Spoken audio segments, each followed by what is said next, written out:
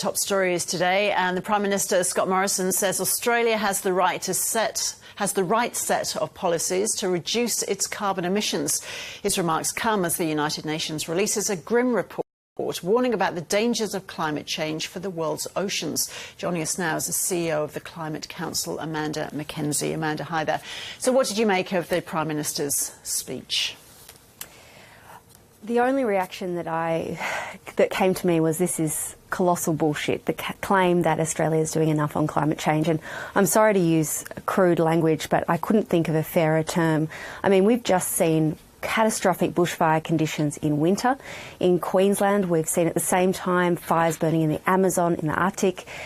You know, climate change is well underway now, and this sea level rise report that's come out today shows that in some Australian cities, the suburbs like Altona in Melbourne, Narrabeen in Sydney, Fremantle in Perth, on the current trajectory, they'll be experiencing major flooding events every year rather than rare events every 100 years. So climate change is absolutely upon us. It's dangerous, it's happening quickly, and our government's still got their head in the sand. Scott Morrison was making the point, though, that Australia is doing its part, he said, in the global effort to combat climate change, using the argument that Australia has, quote, overachieved its 2020 Kyoto targets and will meet its Paris goals too. Well, there's no evidence to support that. So Australia's pollution has been rising year on year over the last 5 years. And that trajectory is set to continue. So the government's own data shows that they won't meet our Paris commitments by 2030 unless they do some dodgy accounting tricks. So Australia's not acting, and even our targets that we've set for 2030 are some of the weakest in the world. So our action is not similar to what's happening worldwide. We're also one of the largest polluters in the world. We're the 17th biggest. That means there's 175 countries that pollute less than Australia.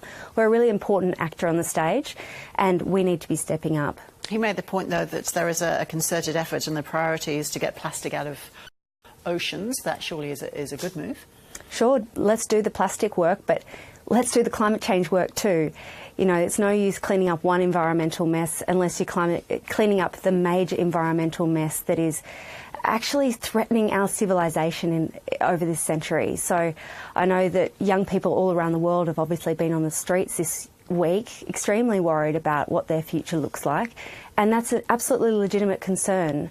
Climate change is very dangerous and it is happening quickly, and we need to be arresting it as quickly as possible. On that point of young people, there has been a lot of focus on climate activist Greta Thunberg's speech at the UN earlier this week. Is there a risk of exploiting children's anxieties about climate change, as Scott Morrison has suggested? What I've seen is young people that are very educated, they've learnt these issues themselves, and they're pushing the envelope and speaking truth to those in power, saying, your job is to protect my future and to build a future for me.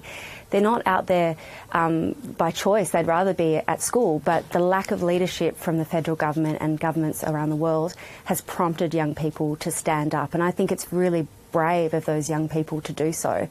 And essentially what they're saying is until leaders step up, they won't back down. And I think that the only way to relieve young people's anxiety would be for the federal government to actually act, to be tackling climate change, getting down our pollution, moving to solutions like renewable energy really actively. Did anything useful come out of the UN Climate Change Summit early in the week? A range of useful things happened. So a lot of countries are now stepping up their action. We saw movement from Germany, from the UK in particular. Recently, the UK declared a climate emergency. And importantly, in the UK, there's bipartisanship. Both sides of politics understand how serious the issue is and are working to get down emissions.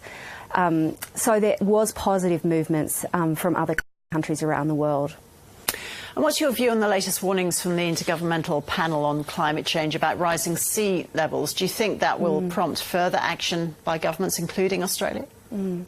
It's very stark, this recent oceans report. Obviously, oceans support huge amounts of people right around the world, and coral reefs are one of the foundations of our global ocean ecosystems. And what the report found was that those coral reefs are under a lot of pressure as ocean temperatures warm, and as we're seeing increasing marine heat waves. We've seen a doubling of marine heat waves in the last couple of decades. So it's a stark report, and it shows for Australian cities that are vulnerable to climate change that there would be a significant exposure. So I think that what it does is clarify the economic costs of climate change. Often climate change is viewed as an environmental issue, but of course it's a human issue. It means that a number of our cities, you think of the Gold Coast, you think of low-lying areas in Melbourne, in Sydney and Fremantle, they're all very vulnerable to sea level rise, and those economic costs are very significant. Amanda Mackenzie, the CEO of the Climate Council, thank you. Thank you.